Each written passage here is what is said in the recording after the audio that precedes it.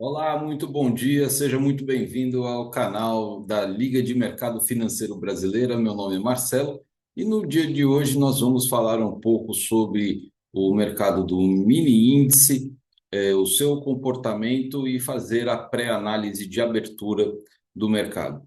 Bem, se esse conteúdo é interessante para você, por favor, já se inscreve no canal, não custa nada e ajuda o crescimento do canal. Ativa o sininho para receber as notificações dos próximos vídeos e as novidades que nós temos agora para a semana que vem.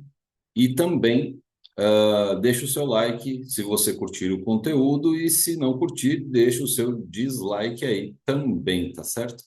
Bem, essa semana nós tivemos um pouco de tudo no mercado. Tivemos grandes gaps de baixa, tivemos movimentos de negociação em consolidação em níveis de preços diferentes, tivemos movimentos de força ou de tendência, tivemos inúmeras armadilhas e foi uma semana de intenso aprendizado para todos nós. Tivemos controvérsias em relação a indicadores que eu vou comentar com vocês daqui a pouco, e isso nos ensina uma coisa muito importante, tanto para o mercado quanto para a vida, que é a nossa capacidade de adaptação diante dos cenários versus o viés com o qual nós estamos olhando para ele, tá? É, Sem mais delongas, vamos começar aqui o compartilhamento. O primeiro passo que eu sempre costumo fazer é a abertura, são as notícias do dia.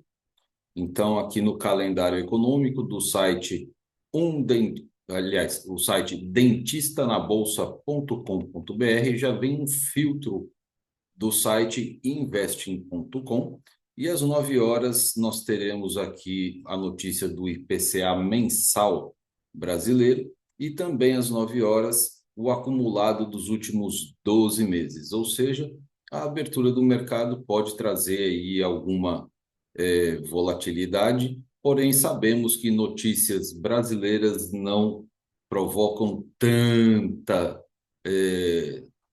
instabilidade ou volatilidade assim no mercado. Sexta-feira, um dia com uma liquidez um pouco menor, ou bastante menor, então o mercado, nesse sentido, não tem aí, em termos de notícias, algo relevante suficiente para tenha motivadores que trazem um grande gap. O segundo passo é visitar o site do Panorama Latos, que já está aqui na telinha com vocês. E logo de cara, nós temos aqui uma queda do dólar, que está cotado a 5,55. O minério de ferro está numa montanha russa durante essa semana, está no momento em 0,27 de alta, e o S&P 500 também permaneceu de ontem e para hoje numa leve alta de 0,21. O EWZ está sendo negociado lá fora a 0,56, a Vale a 0,88, a Petrobras a menos 1,40 e o Itaú a 0,66 de alta.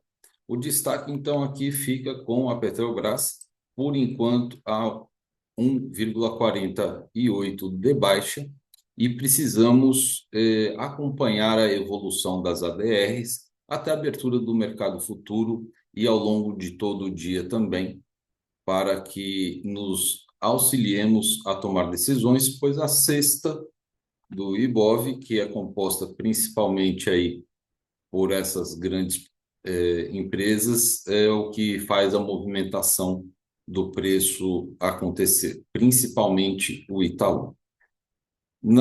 As bolsas nos Estados Unidos estão todas muito positivas, com 2,16 no S&P 500 de alta, Nasdaq é 2,86, Dow Jones a 1,76, No Pacífico, nós temos, com exceção de Xangai, todos positivos também, com mais de 1%.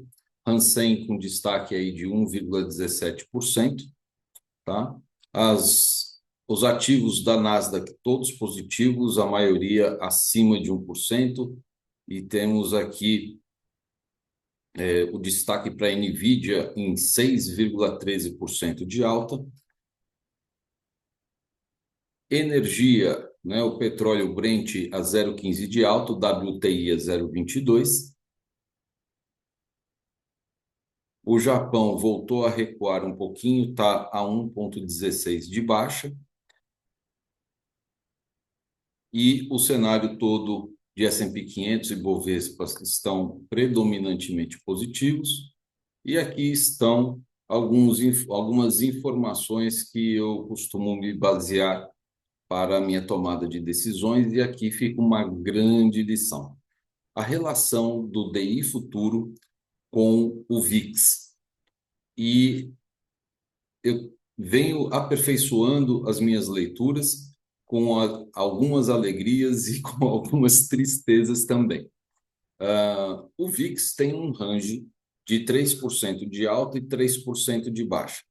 Dentro desse range, quanto mais próximo ele tiver do 3 positivo ou do 3 negativo, nós temos uma probabilidade maior desse preço, quando negativo, subir e quando positivo, descer. E essa semana nós iniciamos com o VIX a 40% de alta e foi regredindo ao longo dos dias, e atualmente ele está ele está com 0,01%, ou seja, está no zero, não é? E no dia de ontem, o VIX ele começou a ficar cada vez mais negativo, chegando a quase 7% de baixa, o que faz com que os preços tendam a subir. E essa força, ela costuma acontecer para deslocar o preço para cima quando a taxa de juros futuros brasileira está baixa. Então, soma-se uma coisa com outra e o preço tem uma tendência maior a subir. Porém, no dia de ontem, as taxas de juros chegaram a bater, de juros futuros, eu digo, ficaram na média de 2, 2,5%, algumas um pouco mais, um pouco a menos, e em razão da taxa de juros alta, o valor dos papéis também se encareceram. Então, o pensamento é de uma probabilidade maior de baixa. No entanto, ao longo de todo o dia, o VIX lá embaixo conseguiu sustentar o preço, os juros futuros em altos patamares do começo ao fim do dia. O que nós vimos então acontecer no índice foi uma escalada de 2.000 pontos mais ou menos. Tá? Depois eu vou abrir aqui e ver direitinho quantos pontos deram. Então, é importante fazer esse tipo de avaliação para que nós percebamos, como foi o caso de ontem, que mesmo com o VIX lá embaixo e os juros lá em cima, né, o VIX ele conseguiu sustentar a negociação dos preços lá em cima. Então, toda tentativa que o mercado fazia de uma possível correção ou de uma possível reversão do movimento, o VIX não deixava isso acontecer, tá? E existe uma ampla combinação de situações entre DI futuro e VIX que muitas vezes acabam trazendo contradições e acabam fazendo com que o nosso olhar seja um olhar enviesado e não um olhar adaptativo. Foi o que aconteceu comigo ontem e com muita gente que eu acompanho durante o pregão, tá certo? Então, a gente precisa ir avaliando, olha, o VIX está em determinado nível, a taxa de juros está em outro e o mercado está se comportando desse jeito. Quando isso acontece, a gente precisa tomar atitude coerente com o que está acontecendo naquele momento. E depois, ao longo do dia, esses valores de juros futuros e de VIX podem se alterar e a gente precisa se adaptar. EWZ sendo negociado agora a 0,56, Vale a 0,79 de alta, Petrobras a 1,62 de baixa, Itaú a 0,66 de alta e Bradesco a 1,98% de alta, confirmando assim o cenário futuro e a continuidade da escalada dos preços. É claro que todas essas informações elas são mais sujeitas à variação ao longo do dia e também em razão aqui de uma situação que eu quero mostrar para vocês, que eu acabei ignorando do dia de ontem por conta de uma coisa chamada expectativa. Então, vamos compreender um pouquinho melhor esse raciocínio para que vocês possam entender aqui. Deixa eu escolher aqui um gráfico um pouquinho mais limpo.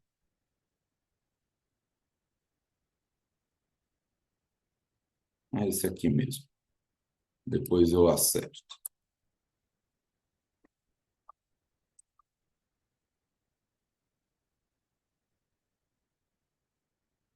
Bom, ontem no vídeo de pré-abertura estava falando para vocês que o preço ele fez essa escalada toda que durou cerca de 30 dias.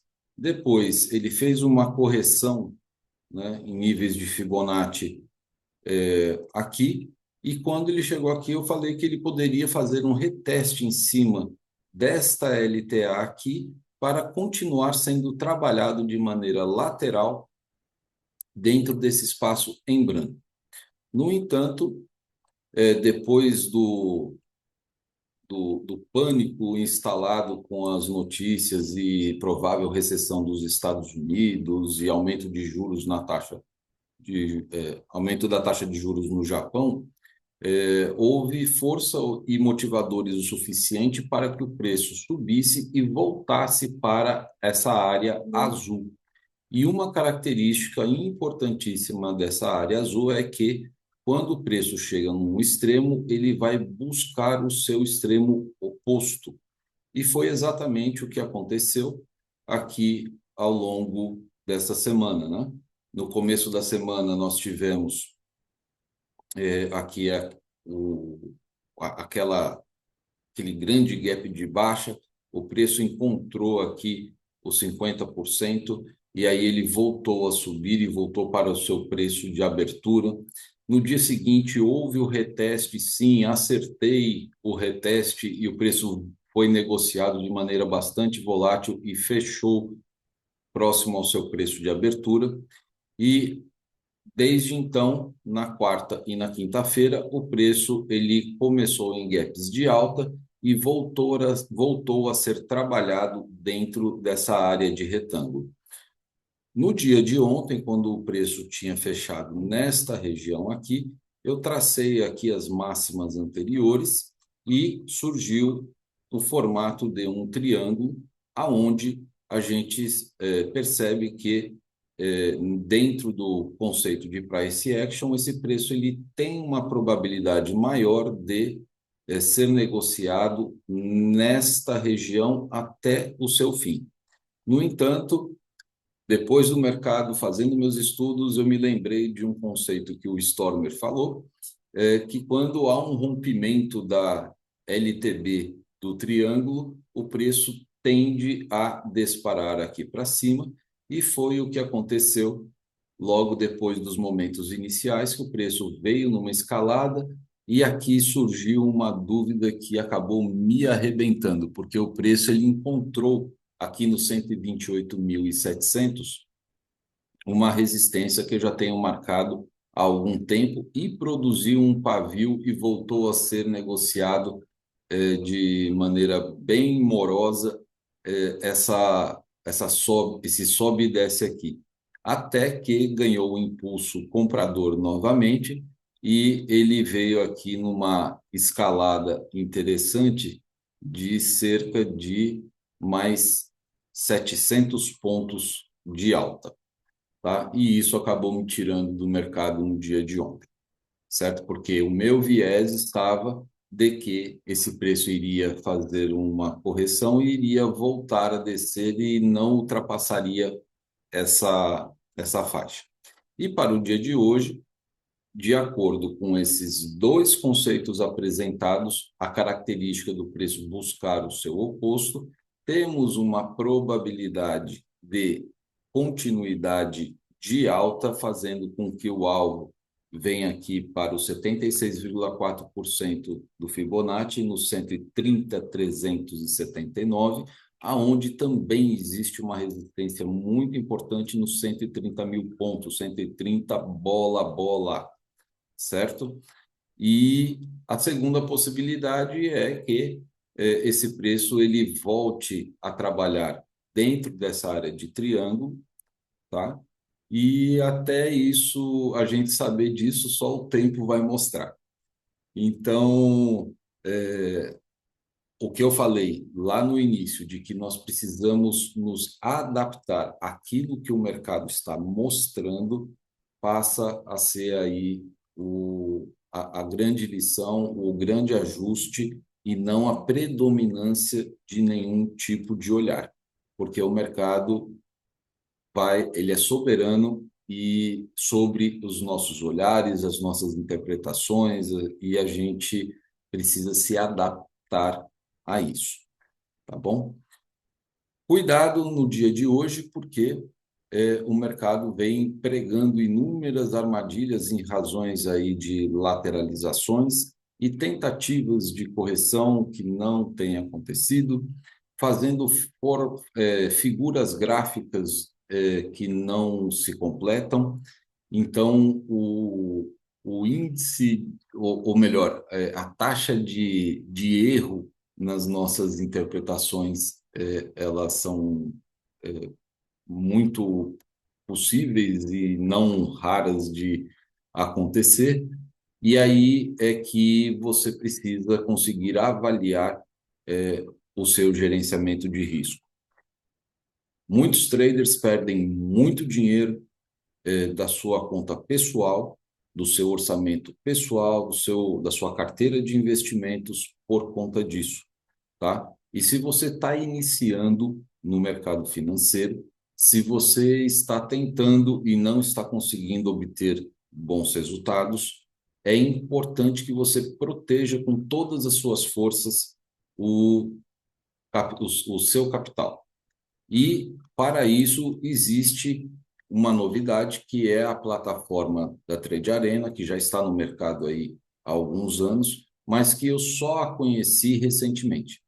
E a plataforma Trade Arena permite que você rentabilize o seu capital em até 200% com valores muito pequenos, iniciando por R$ 25 nas contas que são chamadas de conta safe, até o máximo de R$ 150. E entre essa faixa de valor, você pode rentabilizar o seu capital em 100% dentro de um prazo de 30 dias ou no máximo 200%. O, é, a plataforma ela faz um pareamento com o seu profit, portanto, você não precisa contratar nenhuma plataforma. É dado um ambiente, uma plataforma, esse pareamento é feito em ambiente de simulação, mas que permite o seu saque de acordo com as metas da própria conta Safe, que são 3 contas. A conta Safe 1 tem uma margem de R$ 1.500, com primeira meta de R$ 1.500 para rentabilizar 100%, e a segunda meta de R$ 3.000 para rentabilizar 200% sobre o capital investido, que pode variar entre R$ 25 e R$ 150, com 25 mini contratos. A conta Safe 2, a margem é de 2.000, primeira meta 2.000, segunda meta 4.000, com 35 mini contratos. Conta Safe 3, margem de 5 mil, primeira meta 5 mil, segunda meta 10 mil, com 50 mini contratos, tanto para o índice quanto para o dólar, tá certo?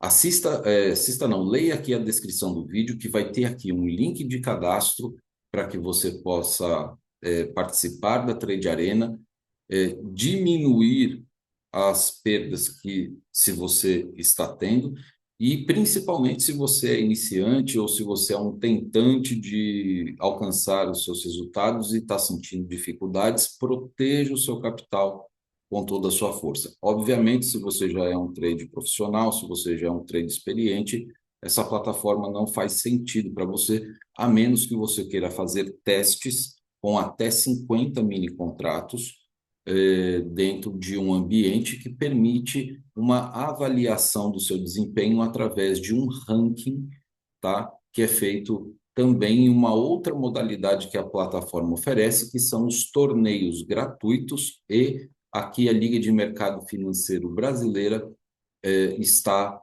inaugurando nessa semana os torneios semanais pagos, com inscrições por apenas R$ 10.